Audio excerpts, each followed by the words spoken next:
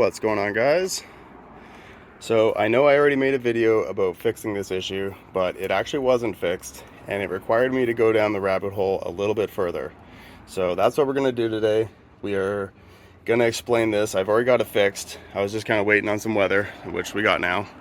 Nice sunny day. So I'm going to be fixing this all up, making it look clean. But before I do that, I just want to explain what was happening, what I did to fix it, and how to check if it's happening to your car. So basically, in the previous video, if you haven't seen it, I went down the rabbit hole on these two grounds. So the top ground on the left is our F8 and the one on the right is our F9.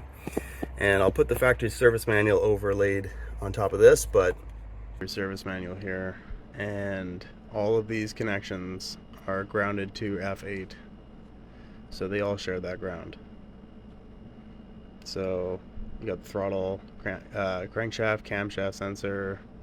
We've got upstream O2 sensors, the mass airflow, ECM, TCM. Those are all at F8. Those two, F8 and F9. So I actually had it backwards, but F9 is the one with all the ignition coils and the condenser. That's one I forgot. But yep, those are them right there. So when I saw F8 in the factory service manual, I saw all the suspects, right? I saw the ECM ground, I saw the weird O2 sensor, you know, the non-isolated ground, and I said, this is it, it's gotta be it. And when I sanded it and it affected it, I just wrapped it up. I didn't even look any further, which was a mistake because on the ground below it, where are you? F9, this ground is basically all coil packs. I think there might be one other 5-volt ref on there, but it's the coil pack ground essentially. And they are jumped, as you can tell, with my giant oversized wire, which is totally overkill. I'll probably be redoing that. But the point is I just got lost, right? I got lost looking at F8 and, you know, cutting down these wires. I thought, okay, there's a small amount of corrosion on one of these wires. We'll cut that back. And it led me down further and further. All these different splices had corrosion, which is, it's not a bad thing to get rid of them. I'll be cleaning up these connections. These aren't even soldered. These are literally twisted wires with heat shrink. Not good. We'll be fixing that. But the point is that it also didn't fix the issue, because what the real issue was actually on the coil pack ground. So about a year and a half, maybe even more, no sense of time, I picked up these. So these are our coil pack adapters. They let us run Audi R8 coil packs, which put out a lot more power than stock. But one of the reasons we use adapters is because we have a 3-wire OEM plug, and then let's see if I can see it, to the 4-wire coil pack. So their 1 till 3 is the same as ours, but they have another ground wire. So we jump the 2 to 4, and that lets us run them. Now, ideally, I would hardwire these, which I will be doing. I'm waiting on some parts for that. But for now, what I did is I took all the adapters off and I did a resistance check. So I took I measured the resistance from one side of it to the other, and almost all of them were fine. In fact, the ones that I had messed with, so when I first got them, there were some loose wires and it was causing a misfire. I fixed them very poorly. You know, I didn't know anything about soldering. Fixed them poorly and it ran fine. And to my credit, the pins that I fixed actually were fine. But some of the ones that were not loose enough to make a disconnect, but were loose enough, or at least cold soldered to the point where they were building resistance. So sorry, there's a bunch of construction going on. So basically, for resistance, from our negative ground wire to our body, over to the block, through the block to our F8. So from our F8 to our negative was a 0.1. And then from this connector to this side of the connector was a 0.7. So that's not good, right? That's not good at all. So I resoldered a couple of them. Some of the jump wires, I just jiggled them around. I just like literally pulled on them a little bit and then kind of push them back into the pins. Just literally just wiggle them around. Some of them required resoldering. Some of them just needed the pin sanded down a bit. There's a little bit of corrosion. But anyways, I got all 8 connectors down to 0.1 or 0 on each pin, and the car fires completely different. It feels totally different. Pull after pull, I can do 6 pulls in a row. It doesn't pull any timing.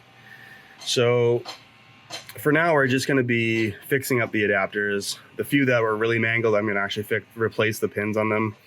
I'll do a video on that if you guys want, but really this is just about reducing resistance on those 2 grounds. So even though I had fixed the actual ground wires, upgraded them from a brass to copper connector, all this, you know, essentially useless stuff that wasn't really necessary because I didn't really understand about resistance and connections in general. So it took me a while to figure this out, but it's all figured out now. So what we're going to be doing today is I'm going to basically cut off of the first jump to this splice. So all of these wires are going to come off, and then I'm going to disconnect our grounds. I'm going to take it inside. We're going to fix those connections so that they are soldered on the inside with a proper heat shrink. And then we're going to put it all back together and go for a drive. But if you are having issues with timing, I would definitely look into that side of the harness and look into your F8 and F9. Look for corrosion. Look at your coil, like even just the stock Coilpacks, right? Look inside here. Look inside on the actual pins on the Coilpacks. See if there's any loose wires, because even if it's making connection, a loose connection will build resistance. So get a cheap multimeter. I literally bought a $16 multimeter for this. Measure your resistance on those wires. Another way to do that is a voltage drop test. You can look on YouTube. I'm not going to show you to do that, but it's definitely a good thing to do. The amount of drivability I gained from just doing that. Oh, another thing to do is our body ground actually goes through paint. So I bought some clear coat because I sanded that down to metal. But yeah, I would take that body ground off and sand just the general shape around it down to bare metal, reapply it, and then put some protection over it. Because yeah, having your main body ground go through paint is terrible. If you do that, you'll notice really fast startups. Like one stab of the key will fire it up versus like the traditional 3 or 4 it sometimes takes to turn over. We're doing it Amazon cheap style. I know that there's some electrical guys that are watching this and cringing, but yeah, sorry. Okay, so I got the pigtail off, and as you can tell, there was no solder, no crimps, so we will be reusing most of this, but I just kind of wanted to go over some of the mistakes that I made. So right off the bat, our jump wire, so this wire jumps F8 to F9, and it is, I think, 8 gauge or 10 gauge welding wire, total overkill. The reason I did it like this is because I saw the original ground wires. So some of the ground wires, the insulation was much thinner, so you had a lot more copper strands. And I just thought that, you know, adding more of a surface area, more ground to those grounds would help with resistance, when in reality it had nothing to do with that. Just a thin wire jumping those two, similar to OEM gauge, would be enough. My real problem was at the coil pack connectors, so this was unnecessary. This was a mistake. We're gonna redo all of these connections. We're gonna use different terminals. These terminals are too big. As you can tell, our bolt barely fits through it. It's way too big. So we're gonna change it to an appropriate size one. Have a nice looking thin gauge. I've actually got a hydraulic crimper. So we're gonna do this pro. No more hammering this flat and hoping that the wires are crushed in between it. This is stupid. So anyways, we're gonna do this professionally, or at least professionally for me. And yeah, I think I might do a little time lapse, get the GoPro going.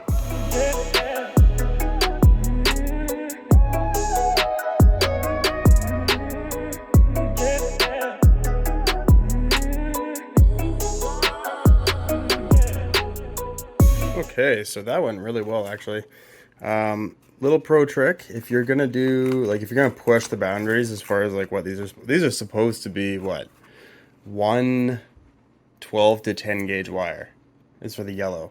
We pretty much use them for everything.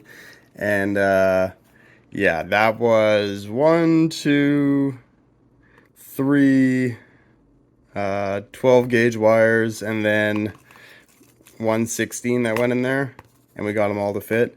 Pro trick, just get them tight and then just start sticking in there cold. Like, don't twist them like first and then try and slip it over. Just start fitting them in there, and you can kind of like fit them around the ring. So I actually, you know, obviously that's not what they're meant to, but you could pull test that, no problem.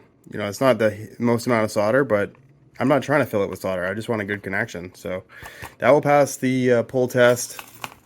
We got them all loose here. I didn't want to join them up all right away. I'm gonna go take the dog for a walk. He's kind of giving me long eyes, so I'll go take him for a walk. And when I get back, I'm going to see if there's any connections on the car that we can do like a 2-to-1. Now that I know that this is easy, so we're gonna go out there and see if we can simplify this a bit. But yeah, here's the main harness. No more loose connections. Okay, so we just went over our splices with some black heat shrink. I like this stuff. It makes it look a little bit cleaner, even though it's going to be all wrapped up with harness tape. But anyways, so this is going to be 2 into one side and these 2 into the other. And then we're going to have, and that should be it. We're going to have a little crossover wire. I'll probably use our 12 gauge wire. I'm not using that insanely thick. Yeah, this is preposterous. This is overkill. Just because there's a couple strands shy, it actually doesn't mean anything, because those aren't our main grounds. They just need to reference each other. So we're gonna pull back some insulation and get our hydraulic crimper and see what that's like. Okay, so I got these all ready to go, and I'm actually unboxing my hydraulic crimper for the first time. And it's actually pretty cool. So yeah, you got these die sets. So these basically pop out like this. They got a little track they can go into, so he goes in one way. And then you turn the valve off. And then you just start pumping. Oh, I can't really do it with one hand. There we go. Yeah, so we'll see what that's like. We aren't really using this properly, which is not exactly new to me. But yeah, we're going to be sticking these 3 wires. I actually went down a size, not this small, but these guys. So this is going to be good for our bolt. And you can kind of see the size difference here between what we had, you know, like a battery terminal. Maybe add a little bit of solder to the end with a little bit of crimps, or a little bit of wire sticking out. But anyways, let's crimp these on. Okay, so just finished using our hydraulic crimper, and it works amazing. You're not supposed to be putting 3 wires into whatever size terminal this is, but it worked really good for that. So this is what it looks like with some heat shrink over it. And it did pass the tug test. I reefed on that pretty good, so pretty impressed by that. My friend who recommended this was definitely right about not stuffing a bunch into solder and then smashing it with a hammer. Definitely the way to go. But anyways, got the rest of these done, so let's go take them onto the car and see how many more solder, what do they call these things? Solder seals we need, because there's still 10 to go. Okay, so just want to show a little trick here.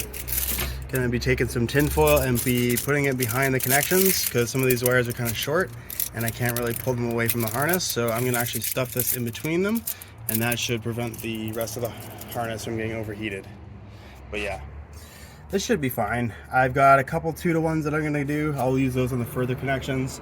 I was kind of getting worried about where they all go, but it really doesn't matter because they all go to ground. So just gonna wire these up, not really worry about the splices too much, and get these going.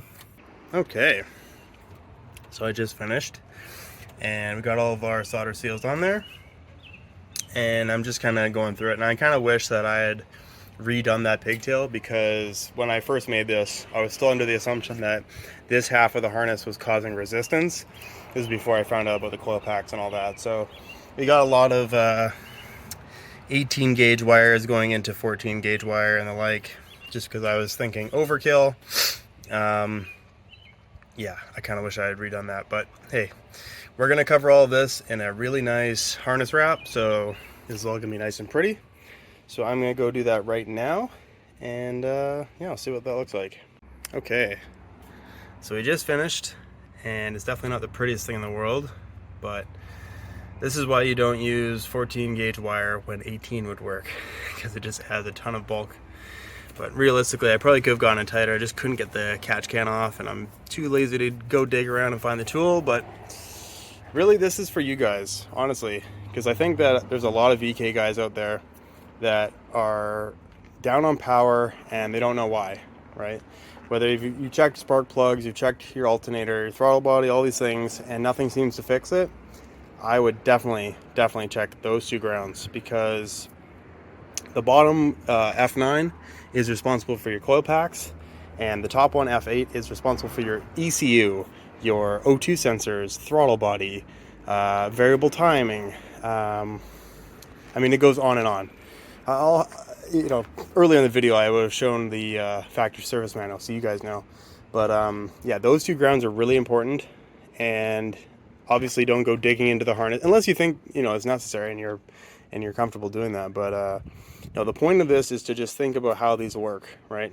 We don't have an isolated ECU ground, so if anything in that line, any of those, literally anything in that on those two grounds starts to fail, then it's not going to just affect that component. I mean, ideally it would, right? When I first got the car, the throttle body failed, and we put a new throttle body in. That's how OBD2 works, right? It tells you this circuit is open or it's failed or whatever, it's out of spec, and the code flashes. You take it to the parts store, put a new part in, yada, yada, yada. But how many people do I know that have just thrown part after this thing and it still comes back or the issue's still there? That almost certainly is because of the wonky wiring in these cars. So I really wanted to make this video with the stock ECU. I'm not gonna lie, about a month ago I was about certain I was gonna have to put like a Heltec on this thing, because we were certain that it was just the computer being finicky with noise.